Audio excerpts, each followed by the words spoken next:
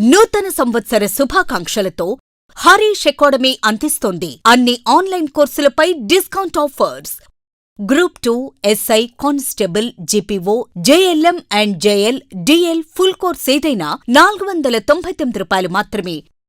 Course validity 6 months. ఈ offer December 29 నుండి జనవరి 5 వరకు మాత్రమే.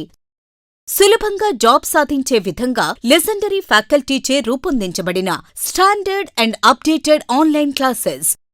3 లక్షల మందికి పైగా పర్చేస్ చేసిన online classes.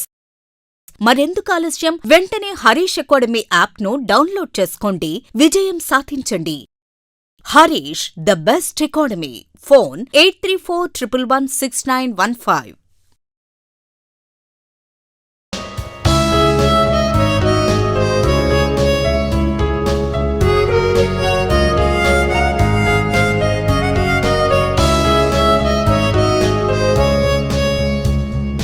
Harish, the best academy.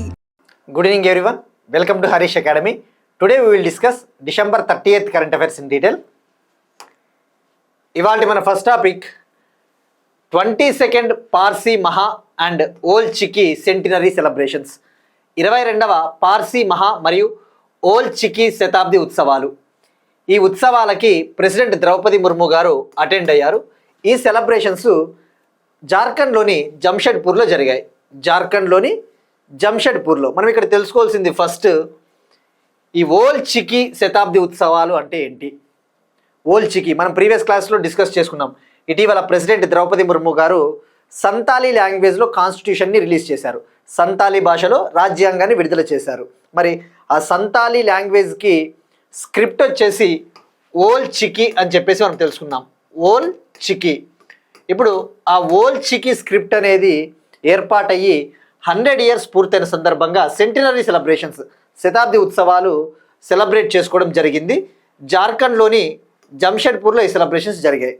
మరి ఇక్కడ మనం తెలుసుకోవాల్సింది ఫస్ట్, మనం ఇంకొకసారి ఆ సంతాలీ లాంగ్వేజ్ గురించి డిస్కస్ చేసుకోవాలి. అసలు ఈ సంతాలీ లాంగ్వేజ్కి సంబంధించిన స్క్రిప్ట్ ఏదైతే ఉందో ఆ స్క్రిప్ట్ని ఎవరు కనుగొన్నారు, ఎవరు ఆ స్క్రిప్ట్ని తయారు చేశారు?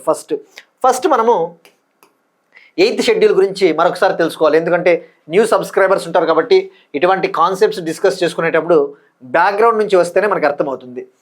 ఇండియన్ కాన్స్టిట్యూషన్లో 8th షెడ్యూల్, 8వ షెడ్యూల్లో 22 లాంగ్వేజెస్, 22 ఇండియన్ లాంగ్వేజెస్ గురించి తెలుపుతుంది. 22 భారతీయ భాషలు. అందులో ఇంగ్లీష్ అనేది ఉండదు. ఆ విషయం గుర్తుపెట్టుకోండి. English doesn't include in 8th schedule. మరి 8th షెడ్యూల్ స్టార్టింగ్ తీసుకొని వచ్చినప్పుడు ఇండియన్ కాన్స్టిట్యూషన్లో ఒరిజినల్గా 14 లాంగ్వేజెసే ఉండేవి, 14 భాషలు ఉండేవి. తర్వాత లాంగ్వేజెస్ యాడ్ అయ్యాయి. ఇక మెయిన్గా సంతాలీ లాంగ్వేజ్ అనేది ఒరిజినల్గా ఇండియన్ కాన్స్టిట్యూషన్లో మెన్షన్ చేసిన లాంగ్వేజెస్లో లేదు, తర్వాత యాడ్ చేశారు. మరి ఏ కాన్స్టిట్యూషనల్ అమెండ్మెంట్ యాక్ట్ అంటే 92nd కాన్స్టిట్యూషనల్ అమెండ్మెంట్ యాక్ట్ 2003 ద్వారా కాన్స్టిట్యూషన్కి సంతాలీ భాషని యాడ్ చేయడం జరిగింది. 92వ రాజ్యాంగ సవరణ చట్టం 2003 ద్వారా సంతాలీ భాషని యాడ్ చేయడం జరిగింది. అయితే సంతాలీ లాంగ్వేజ్కి చాలా స్క్రిప్ట్స్ ఉన్నాయి. బట్ ఫేమస్ మెయిన్ స్క్రిప్ట్ వచ్చేసి ఓల్ చికి. ఈ ఓల్ చికి స్క్రిప్ట్ని 1925లో పండిట్ రఘునాథ్ ముర్ము అనే ఒక వ్యక్తి ఈ స్క్రిప్ట్ని డెవలప్ చేశారు, ఈ స్క్రిప్ట్ని తయారు చేశారు. మరి ఇక స్క్రిప్ట్ అంటే ఏంటి? మనకి ఇప్పుడు తెలుగు స్క్రిప్ట్ మనం రాయాలి అంటే ఒక స్క్రిప్ట్ అవసరం కదా, అదే. ఇక మనం తెలుసుకోవాల్సింది సంతాలీ లాంగ్వేజ్ గురించి మరొకసారి తెలుసుకోవాలి. ఈ సంతాలీ లాంగ్వేజ్ని ఇండియాలో ఎక్కడ మాట్లాడతారు, ఏ ట్రైబ్స్ మాట్లాడతారు అంటే బీహార్, జార్ఖండ్, ఒడిషా, వెస్ట్ బెంగాల్ రాష్ట్రాలలోని గిరిజనులు ఈ సంతాలీ ట్రైబల్ లాంగ్వేజెస్ని మాట్లాడతారు. సో ఇది మనకి జంషెడ్పూర్లో జరిగిన 22nd పార్సీ మహా ఓల్ చికి శతాబ్ది ఉత్సవాలు. ఇక మెయిన్గా ఫోకస్ చేయాల్సింది జార్ఖండ్ అంటేనే జార్ఖండ్ చీఫ్ మినిస్టర్ హేమంత్ సోరెన్. ఇక మనకి కొన్నిసార్లు స్టాటిక్ జీకే పాయింట్ ఆఫ్ వ్యూలో ఇంటర్నేషనల్ ఎయిర్పోర్ట్స్ని కూడా అడుగుతూ ఉంటాడు. ప్రెసిడెంట్ ద్రౌపది ముర్ము గారు జార్ఖండ్లోని రాంచీలో బీర్సా ముండా ఇంటర్నేషనల్ ఎయిర్పోర్ట్లో అక్కడ ఆమె ల్యాండ్ అయ్యారు. So Birsa Munda international airport ఏ స్టేట్ అంటే రాంచీ, జార్ఖండ్ అనే విషయం గుర్తుపెట్టుకోండి. సో ఇది మనకి ఫస్ట్ టాపిక్. సో ఇది పార్సీ మహా అంటే ఇది ఒక సెలబ్రేషన్స్, పార్సీలకు సంబంధించిన ఒక కాన్ఫరెన్స్. నెక్స్ట్ వన్ ఆరావళి శ్రేణి నిర్వచనంపై సొంత ఉత్తర్వులపై స్టే విధించిన సుప్రీంకోర్టు ఆరావళి శ్రేణికి సంబంధించి డెఫినేషన్ ఏదైతే ఉందో ఆ నిర్వచనం పైన గతంలో ఇచ్చిన ఉత్తర్వులు ఏవైతే ఉంటాయో ఆ ఉత్తర్వులను నిలిపివేస్తూ స్టే విధించింది. సో మనం ఎగ్జామ్ పాయింట్ ఆఫ్ వ్యూ ఇక్కడ తెలుసుకోవాల్సింది అగైన్, ఎందుకంటే సుప్రీంకోర్టు ఇప్పుడు దీన్ని ప్రీవియస్గా ఇచ్చిన ఒక డెఫినేషన్ ఏదైతే ఉందో ఆ డెఫినేషన్కి సంబంధించిన ఆర్డర్స్ని సస్పెండ్ చేసింది, స్టే ఇచ్చింది. కాబట్టి తప్పకుండా ఆ డెఫినేషన్ గురించి తెలుసుకోవాలి. ఇక ఆరావళి విషయానికి వస్తే ఆరావళి హిల్స్ గురించి మనం క్లియర్గా డిస్కస్ చేసుకున్నాం. ఆరావళి పర్వతాలు భారతదేశంలోనే అతి పురాతనమైన పర్వత శ్రేణులు, ఇండియాస్ ఓల్డెస్ట్ ఫోల్డ్ మౌంటైన్స్. ఇవి ఆరావళి పర్వతాలు అంటే ఏ type of mountains? Fold mountains. India's oldest fold mountains అంటే ఆరావళి హిల్స్. మరి ఫోల్డ్ మౌంటైన్స్ అనేవి మనం డిస్కస్ చేసుకున్నాం కదా. ఈ ఫోల్డ్ మౌంటైన్స్ అనేవి ఈ టెక్టానిక్ ప్లేట్ యాక్టివిటీ వల్ల మనకి భూకంపాలు వచ్చినప్పుడు, మనకి భూకంపాలకి మెయిన్ రీజన్ ఎర్త్క్వేక్స్కి టెక్టానిక్ ప్లేట్స్ అనేవి కొల్లైడ్ అవ్వడం వల్ల, ఈ యొక్క టెక్టానిక్ ప్లేట్స్ ఒకదానికొకటి ఢీకొన్నప్పుడు ఏర్పడిన పర్వతాలే ఆరావళి పర్వతాలు అని చెప్పవచ్చు. సో ఇక మరి ఆరావళి పర్వతాలకు సంబంధించి ఎందుకంత మెయిన్గా ఎక్కువగా ఆందోళన మెయిన్ రీజన్ వచ్చేసి ఆరావళి పర్వతాలు అనేవి మనకి చాలా కీలకము. బయోడైవర్సిటీ పరంగా కావచ్చు, మనకి నార్త్ వెస్టర్న్ ఇండియాలో ముఖ్యంగా సెంట్రల్ ఏషియా నుంచి వచ్చే కోల్డ్ విండ్స్ ఏవైతే ఉంటాయో, చలిగాలులు, అటువంటి వాటిని ఇండియా మెయిన్ ల్యాండ్లోకి ఎంటర్ కాకోకుండా ఆపాలి అంటే ఇవి అడ్డుగా పనిచేస్తాయి. ఏ విధంగా అయితే మనకి హిమాలయాలు మనకి నార్థన్ హెమిస్ఫియర్ నుంచి వచ్చే ఈ విండ్స్, చల్లని గాలులను ఏ విధంగా అడ్డుకుంటాయో అలానే ఇవి కూడా ఈ యొక్క ఆరావళి హిల్స్ అనేవి ఒక బ్యారియర్ లాగా యాక్ట్ చేస్తాయి. సో అది ఆ విషయం గుర్తుపెట్టుకోండి. ఇక ఆరావళి పర్వతాలలో చాలా బయోడైవర్సిటీ ఉంటుంది. మరి ముఖ్యంగా ఆరావళి హిల్స్ వచ్చేసి 670 కిలోమీటర్స్ అప్రాక్సిమేట్ ఉంటుందన్న విషయం గుర్తుపెట్టుకోండి. సుమారుగా 670 కిలోమీటర్లో ఇవి ఎక్స్పాండ్ అయ్యాయి, విస్తరించి ఉన్నాయి. మరి ఎక్కువగా ఎక్కడ ఉన్నాయంటే మనకి 3 స్టేట్స్ మరియు ఒక యూనియన్ టెరిటరీలో, గుజరాత్, రాజస్థాన్, హర్యానా, యూటీ అయిన ఢిల్లీ, కేంద్రపాలిత ప్రాంతమైన ఢిల్లీ, ఈ 3 రాష్ట్రాలు మరియు కేంద్రపాలిత ప్రాంతంలో ఇవి విస్తరించి ఉన్నాయి. 670 కిలోమీటర్స్ అన్న విషయం గుర్తుపెట్టుకోండి. మరి అసలు ఈ ఆరావళికి సంబంధించి గత కొంతకాలంగా చాలామంది ప్రొటెస్టులు, ఆందోళన చేస్తూ ఉన్నారు. ముఖ్యంగా యాక్టివిస్టులు కావచ్చు, రీసెర్చర్స్, సైంటిస్టులు. దానికి ప్రధాన కారణము ఈ ఆరావళి పర్వతాలలో ఇల్లీగల్ మైనింగ్ని, లేదంటే అన్రెగ్యులేటెడ్ మైనింగ్, నియంత్రణ లేని గనుల తవ్వకాన్ని ప్రభుత్వం ప్రోత్సహిస్తూ ఉంది. దీనివల్ల ఆరావళి యొక్క పర్వత శ్రేణి దెబ్బతింటా ఉందని చెప్పేసి చెప్పడం జరిగింది. సో మరి ఇక్కడ మనం తెలుసుకోవాల్సింది సుప్రీంకోర్టు గతంలో ఇచ్చిన డెఫినేషన్ ఏంటి. సుప్రీంకోర్టు 2024లో ఒక కమిటీని వేసింది. అసలు ఈ ఆరావళి పర్వతాలు అంటే ఏవి, వేటి కింద ఎంత భూభాగం ఉంటే ఇవి ఆరావళి కొండలుగా వీటిని నిర్వచించవచ్చు అని చెప్పేసి 2024లో ఒక కమిటీ వేస్తే ఆ కమిటీ ఒక డెఫినేషన్ ఇచ్చింది, ఒక యూనిఫామ్ డెఫినేషన్, ఒక నిర్వచనం ఇచ్చింది. మనం తెలుసుకున్నాం కదా, ఆ నిర్వచనం ఏంటి మరొకసారి తెలుసుకుందాం. ఆ నిర్వచనం ప్రకారం ఏంటి అంటే, ఫర్ ఎగ్జాంపుల్ ఇది ఆరావళి కొండల ప్రాంతం అనుకుందాం. ఆరావళి కొండల ప్రాంతంలో ఇది భూభాగము, ఇది లోకల్ గ్రౌండ్ సర్ఫేస్. ఈ గ్రౌండ్ సర్ఫేస్ నుంచి 100 మీటర్స్ లేదా అంతకంటే ఎక్కువ ఉన్న భూభాగాన్ని ఆరావళి పర్వతంగా, ఆరావళి హిల్గా గుర్తించింది సుప్రీంకోర్టు వేసిన కమిటీ. అంటే for example 100 metres or above, 100 metres or above, దానికంటే ఎక్కువ ఉన్న భూభాగాన్ని, ఈ యొక్క లోకల్ సర్ఫేస్ పైన 100 మీటర్స్ అంతకంటే ఎక్కువ ఉన్న భూభాగాన్ని ఆరావళి హిల్గా సుప్రీంకోర్టు కమిటీ చెప్పింది. మరి దీనివల్ల ఎలా నష్టము, ఏ విధంగా యాక్టివిస్టులు, ముఖ్యంగా క్లైమేట్ యాక్టివిస్టులు, పర్యావరణ వేత్తలు ఏ విధంగా ఆందోళన చెందుతూ ఉన్నారు అంటే 100 మీటర్స్ పైన ఉంటేనే అది ఆరావళి కొండ. ఇక దానివల్ల ఏమవుతుంది, మనకి ఈ ఆరావళి పర్వతాలు దెబ్బతినే అవకాశం ఉంది కాబట్టి సో ఇది కరెక్ట్ కాదు అని చెప్పేసి చెప్పింది. ఇక అలానే ఆరావళి రేంజ్ గురించి కూడా ఒక డెఫినేషన్ ఇచ్చింది. ఆరావళి రేంజ్ వచ్చేసి ఏంటి, ఒక 500 మీటర్స్ పరిధిలో, 500 మీటర్ల పరిధిలో కొన్ని హిల్స్ 2 లేదా అంతకంటే ఆరావళి కొండలు ఉంటే దాన్ని ఆరావళి రేంజ్గా, ఇదొక శ్రేణిగా, పర్వత శ్రేణిగా అభివర్ణించింది. సో దీనివల్ల ఏమవుతుందంటే ఈ డెఫినేషన్ వల్ల దీన్ని ఉపయోగించుకొని ఇక 100 మీటర్ల కంటే తక్కువ ఉన్న భూభాగాన్ని అంతా వీళ్ళకు అంత గనుల తవ్వకం జరపడానికి ఆస్కారం ఉంటుందని చెప్పేసి ఆ డెఫినేషన్ని తీవ్రంగా వ్యతిరేకించడంతో ప్రస్తుతానికైతే ఆ డెఫినేషన్ని ఆపివేసింది సుప్రీంకోర్టు. ఇక మనం తెలుసుకోవాల్సింది మెయిన్గా సుప్రీంకోర్టు ఇంకా ఏమని చెప్పింది అంటే న్యూ మైనింగ్ లీజెస్ కూడా ఇవ్వవద్దని చెప్పేసి ప్రభుత్వానికి చెప్పింది. సో ఇది ఆరావళి శ్రేణి నిర్వచనం పైన సుప్రీంకోర్టు ఇచ్చిన స్టే. నెక్స్ట్ వన్, వైద్య విద్యలో డిజిటల్ పారదర్శకత కోసం ఈ హెల్త్ సంవాద్ను లాంచ్ చేసిన రాజస్థాన్ గవర్నమెంట్ మెడికల్ ఎడ్యుకేషన్కి సంబంధించి మెడికల్ ఎడ్యుకేషన్లో ట్రాన్స్పరెన్సీని, పారదర్శకతను తీసుకురావాలి అని చెప్పేసి ఈ హెల్త్ సంవాద్ అనే ఒక డిజిటల్ డైలాగ్ ప్లాట్ఫామ్ని లాంచ్ చేసింది. డిజిటల్ డైలాగ్ ప్లాట్ఫామ్ అంటే ఒక డిజిటల్ ఫోరం, డిజిటల్ మీటింగ్ లాంటిది. ముఖ్యంగా ఈ మెడికల్ ఎడ్యుకేషన్కి సంబంధించి ఏవైనా రీఫార్మ్స్, సంస్కరణలు తీసుకురావాలి అంటే చర్చలు అవసరం అని చెప్పేసి రాజస్థాన్ మెడికల్ డిపార్ట్మెంట్ లాంచ్ చేసింది. మరి ఇందులో భాగంగా ఏం చేయబోతా ఉన్నారంటే వీక్కి 2 times వీడియో కాన్ఫరెన్సింగ్ జరుపుతారు. వారానికి 2 సార్లు వీడియో కాన్ఫరెన్సింగ్ సమావేశాలు ఉంటాయి. ఇందులో భాగంగా పాలసీ మేకర్స్ అంటే గవర్నమెంట్లో ఉండేవాళ్ళు, ఈ పరిపాలకులు మరియు మెడికల్ ఇన్స్టిట్యూషన్స్ మధ్య చర్చలు జరుగుతాయి. సో ఏవైతే రీఫార్మ్స్ తీసుకురావాలనుకుంటా ఉన్నారో ఆ రీఫార్మ్స్ సంబంధించి డిస్కషన్స్ చేయడం జరుగుతుంది. ఈ యొక్క వీడియో కాన్ఫరెన్సింగ్ మీటింగ్స్ 2 phases జరుగుతాయి. Phase 1లో భాగంగా గవర్నమెంట్ అధికారులు, ముఖ్యంగా సీనియర్ గవర్నమెంట్ అధికారులు లైక్ ప్రిన్సిపల్స్, మెడికల్ సూపరింటెండెంట్స్తో చర్చలు జరుపుతారు. Phase 2లో భాగంగా government departments, doctors, nursing staff, students, ప్రజలతో కూడా చర్చలు జరపడం జరుగుతుంది. సో ఇది మెయిన్గా మెడికల్ ఎడ్యుకేషన్లో రీఫార్మ్స్ తీసుకురావడానికి లాంచ్ చేసిన ఇనిషియేటివ్. నెక్స్ట్ వన్, ఈశాన్య రాష్ట్రాల్లోనే అతిపెద్ద ఆడిటోరియంను ప్రారంభించిన union home minister Amit Shah అస్సాంలోని గౌహతిలో నార్త్ ఈస్ట్లోనే లార్జెస్ట్ ఆడిటోరియంని ప్రారంభించారు. మరి దాని పేరేంటో తెలుసుకుంటే మనకు సరిపోతుంది. దాని పేరు జ్యోతి బిష్ణు అంతర్జాతిక్ కళామందిర్. దీన్ని 291 crore బిల్డ్ చేయడం జరిగింది. దీని కెపాసిటీ సుమారుగా 5,000 స్పెక్టేటర్స్, 5,000 మంది వరకు దీంట్లో కూర్చోవచ్చు. మరి దీని యొక్క స్పెషాలిటీ, ప్రాముఖ్యత వచ్చేసి ఈ యొక్క ఆడిటోరియంని మొత్తం సోలార్ ప్యానెల్స్తో ఏర్పాటు చేశారు. మీరు అబ్జర్వ్ చేస్తే ఈ ఆడిటోరియం పైన సోలార్ ప్యానెల్స్ని ఏర్పాటు చేశారు. సో ఇది ఒక గ్రీన్ ఎనర్జీ ఆడిటోరియం అని చెప్పవచ్చు.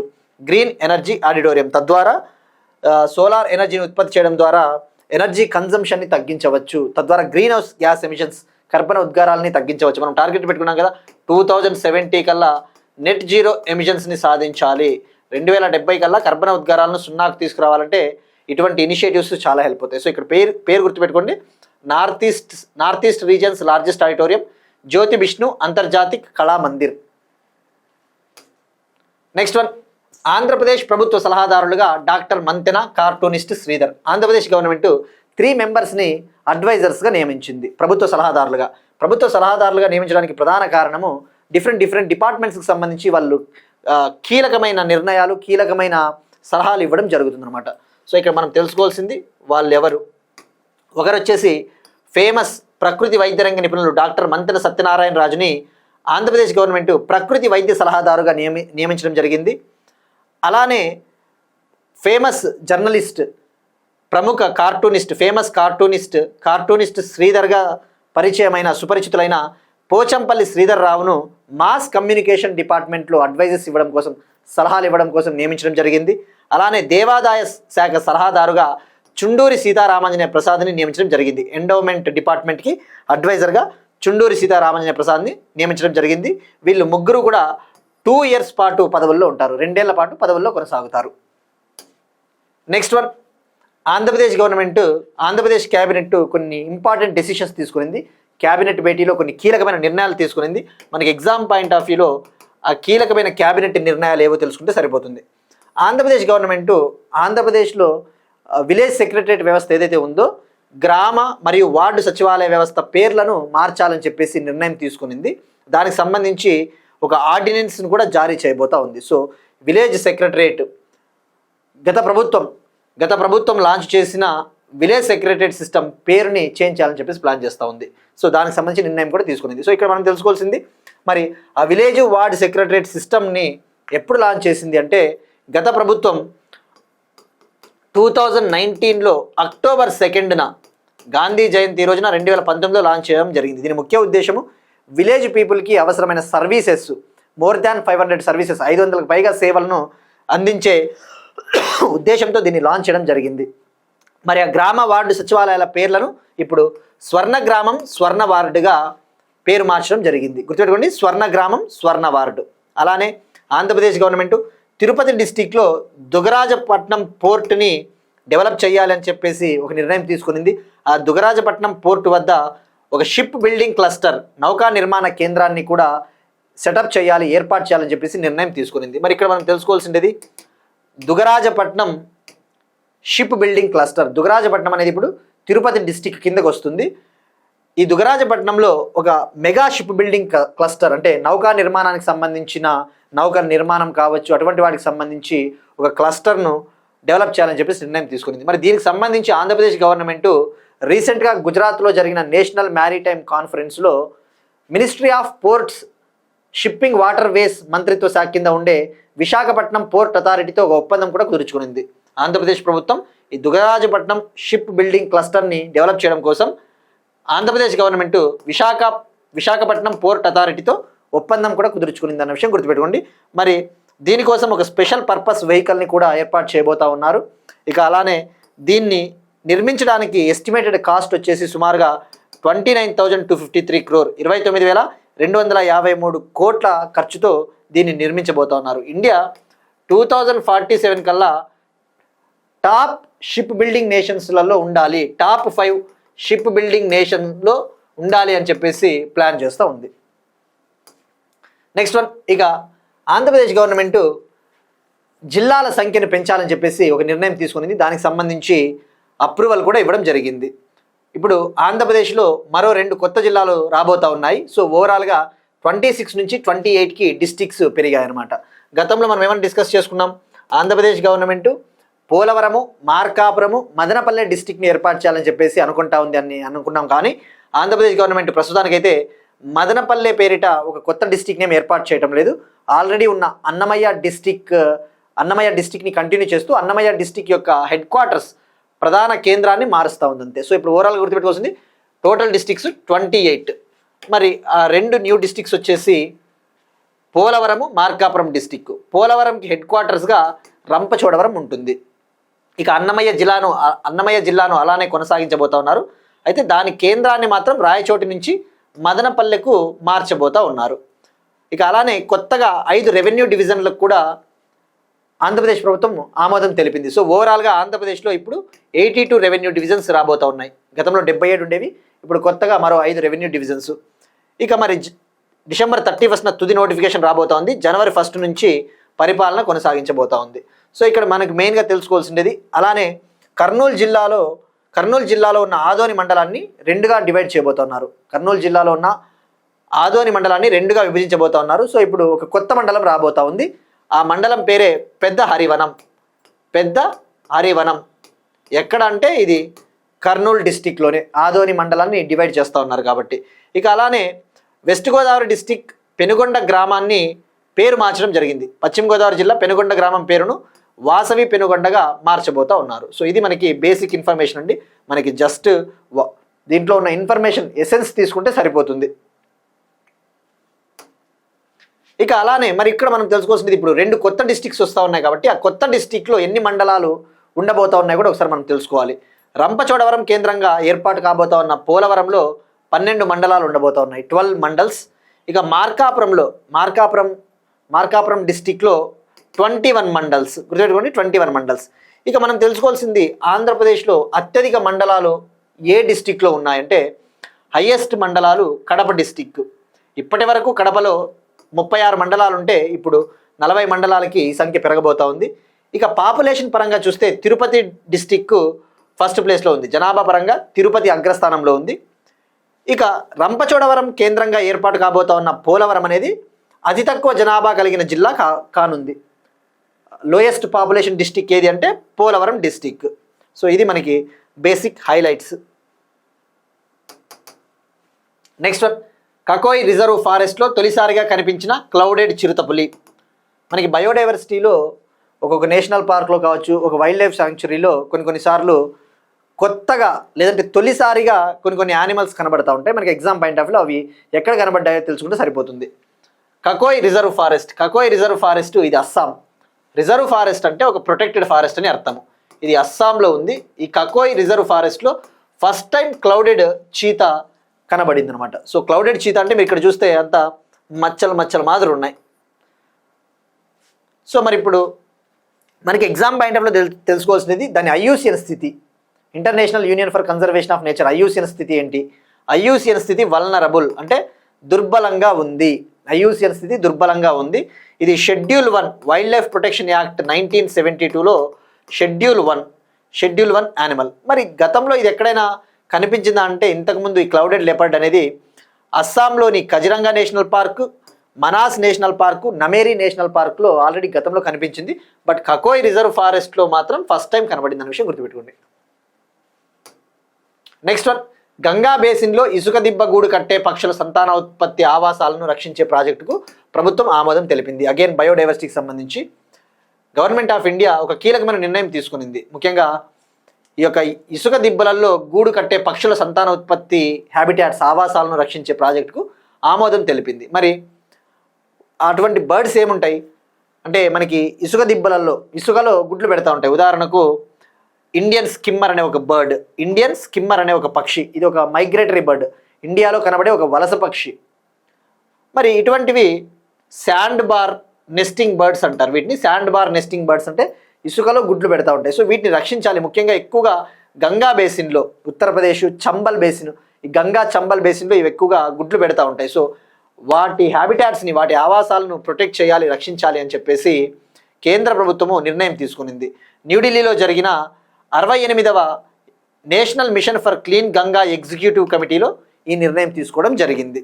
సో మరి ఇక్కడ తెలుసుకోవాల్సింది ఇండియన్ స్కిమ్మర్ అనే బర్డ్ ఎండేంజర్డ్ బర్డ్ అనే విషయం గుర్తుపెట్టుకోండి. ఐయూసిఎన్ స్థితి ఎండేంజర్డ్ అంటే ప్రమాదంలో ఉంది. ఎక్కువగా గంగా బేసిన్లో కనబడుతుంది, గంగా చంబల్ ఆ పరివాహక ప్రాంతంలో.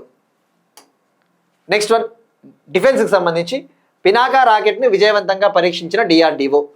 Defence research and development organisation Pinaka రాకెట్ని సక్సెస్ఫుల్గా టెస్ట్ చేసింది. ఇక్కడ మనకి ఫోకస్ చేయాల్సింది మిస్సైల్స్ అయినా ఏవైనా వార్తల్లో ఉన్నప్పుడు వాటి రేంజ్ ఎంత, వాటి స్పెషాలిటీ, వాటి ఫీచర్స్ ఏంటి, అటువంటి విషయాలు తెలుసుకోవాలా.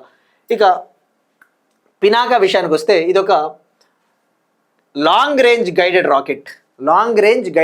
గైడెడ్ రాకెట్ అంటే ఇది ఏ విధంగా మూవ్ అవుతుంది అంటే ఓన్ నావిగేషన్ సిస్టమ్, జీపీఎస్ అటువంటి నావిగేషన్ సిస్టమ్ను ఉపయోగించి ఇది లాంచ్ చేసిన తర్వాత మూవ్ అవుతుంది. సో గుర్తుపెట్టుకోండి గైడెడ్. దీని రేంజ్ వచ్చేసి లాంగ్ రేంజ్ అన్నాడు, దీర్ఘ శ్రేణి. దీని రేంజ్ 120 కిలోమీటర్లు, 120 కిలోమీటర్స్ వరకు దూసుకుని పోగలదు.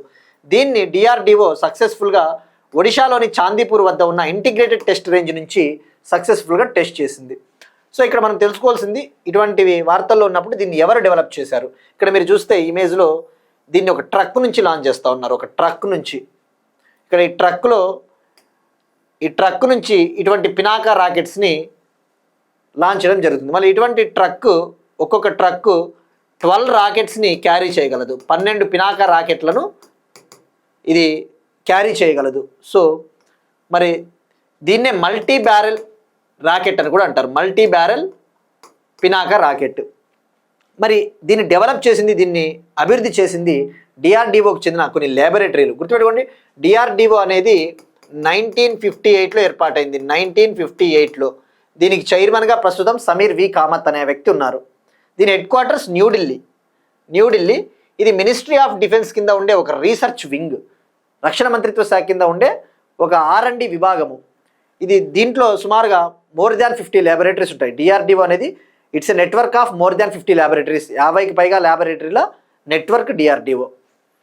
మరి ఇప్పుడు దీన్ని డెవలప్ చేసింది డిఆర్డిఓకి చెందిన కొన్ని ల్యాబొరేటరీలు. ముఖ్యంగా మెయిన్గా పూణేలోని armament research and development establishment అనే ల్యాబొరేటరీ, దీన్ని డెవలప్ చేసింది పూణే, మహారాష్ట్ర. అయితే దీనికి హైదరాబాద్కు చెందిన మరొక DRDO laboratory research centre Imarat అనేది సహకారం అందించింది. అలానే పూణేలోని high energy materials research laboratory పూణేలోని ఈ ల్యాబొరేటరీ సహకారం అందించింది. అలానే హైదరాబాద్లోని DRDL defence research development laboratory కూడా సహకారం అందించింది. సో ఇక్కడ మెయిన్గా గుర్తుపెట్టుకోవాల్సింది దీని రేంజ్ 120 కిలోమీటర్స్ అన్న విషయం గుర్తుపెట్టుకోండి. నెక్స్ట్ వన్, INSV కౌండిన్య తొలి విదేశీ యాత్ర. మనం డిస్కస్ చేసుకున్నాం కదా, Indian naval sailing vessel Kaundinya తన ఫస్ట్ ఫారిన్ టూర్ని స్టార్ట్ చేసింది. ఇక్కడ INSV Indian naval sailing vessel అంటే ఇది ఒక స్టిచ్డ్ షిప్ అంటే ఇది traditional building traditional ship building టెక్నిక్స్ని ఉపయోగించి దీన్ని నిర్మించారు. అంటే చెక్కలు, వుడ్ అటువంటి వాటిని ఉపయోగించి దీన్ని నిర్మించడం జరిగింది. ఇది మీరు అబ్జర్వ్ చేస్తే ఇలా ఉంటుంది, చెక్కతో దీన్ని నిర్మించి ఉంటారు. మరి ఇది ఎందుకు ఇప్పుడు విదేశీ యాత్ర చేపట్టింది అంటే, మనకి ఏన్షియంట్ టైమ్స్లో మన పోర్ట్స్ నుంచి విదేశాలకు ట్రేడ్ జరిగేది. ముఖ్యంగా గుజరాత్ నుంచి, ఈస్టర్న్ ప్రాంతం నుంచి గల్ఫ్ కంట్రీలకి, సౌత్ ఈస్ట్ ఏషియాకి ట్రేడ్ జరిగేది. సో ఆ గతంలో ఆ ఏన్షియంట్ టైమ్స్లో జరిగిన ట్రేడ్ ఏదైతే ఉందో ఆ ట్రేడ్ రూట్స్ని కనుగొనాలి, ఆ యొక్క లెగసీని కంటిన్యూ చేయడం కోసం ఐఎన్ఎస్వి కౌండిన్య పేరిట ఒక ట్రెడిషనల్ షిప్ని నిర్మించడం జరిగింది. ఇప్పుడు ఇది నిన్న డిసెంబర్ 29న గుజరాత్లోని పోర్బందర్ నుంచి దీని యాత్ర స్టార్ట్ అయింది. ఒమన్ కంట్రీలోని మస్కట్ రీచ్ అవడంతో దీని యాత్ర పూర్తవుతుందన్న విషయం గుర్తుపెట్టుకోండి. మరి ఇందులో భాగంగా ఎంతమంది వెళ్తా ఉన్నారంటే 4 ఆఫీసర్సు ఇందులో సభ్యులు. ఈ యాత్రలో 4 ఆఫీసర్సు, 13 నేవల్ సైలర్స్, 13 నావికా యాత్రికులు. మరి కౌండిన్య అంటే ఇతను ఇండియన్ ఏన్షియంట్ మ్యారిటైమ్ లెజెండ్ అని చెప్పవచ్చు. ప్రాచీన కాలంలో భారతదేశ సముద్ర యాత్రికుడు. ఇది ముఖ్యంగా 5th సెంచరీ AD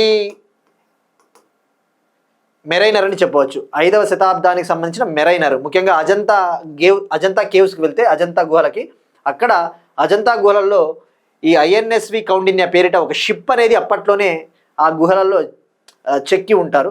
దాని ఆధారంగా ముఖ్యంగా టంకై మెథడ్ అనే ట్రెడిషనల్ షిప్ బిల్డింగ్ టెక్నిక్ని ఉపయోగించి దీన్ని బిల్డ్ చేయడం జరిగింది.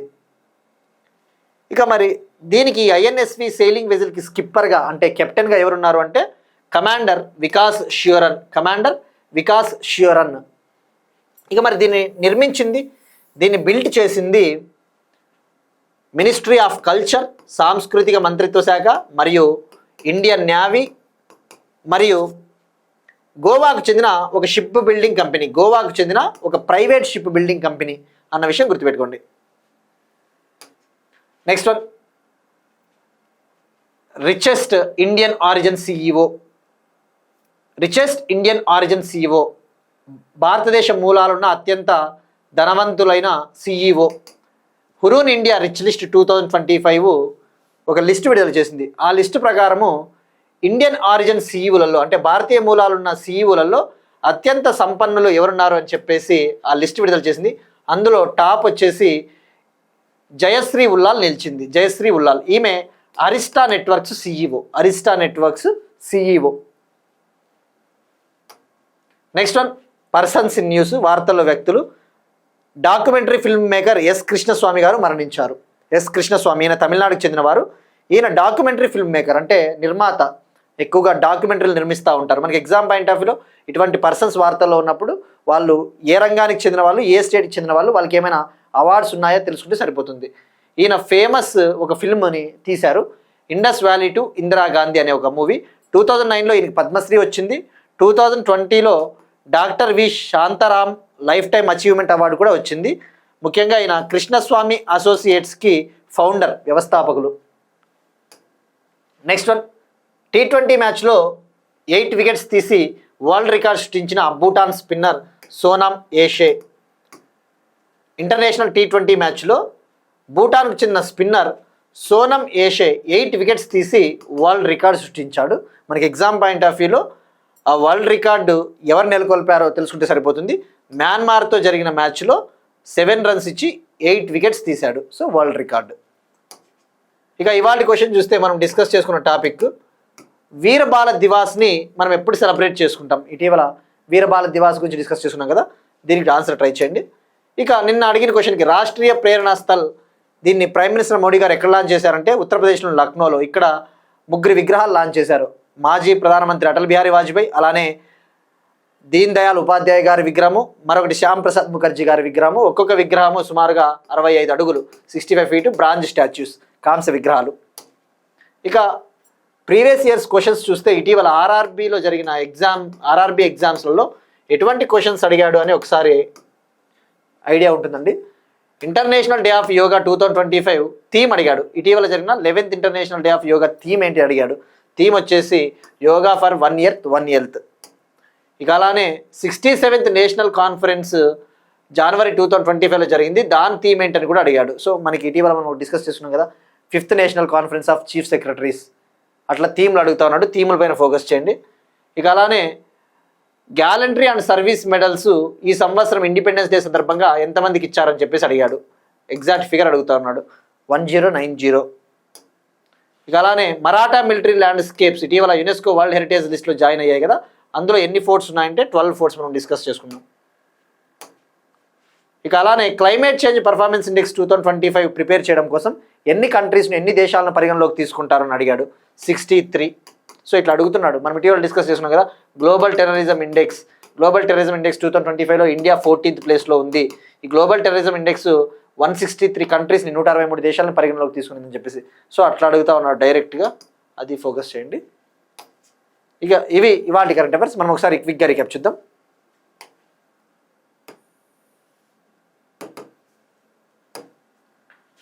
22nd పార్సీ మహా ఓల్చికి శతాబ్ది ఉత్సవాలు జంషెడ్పూర్.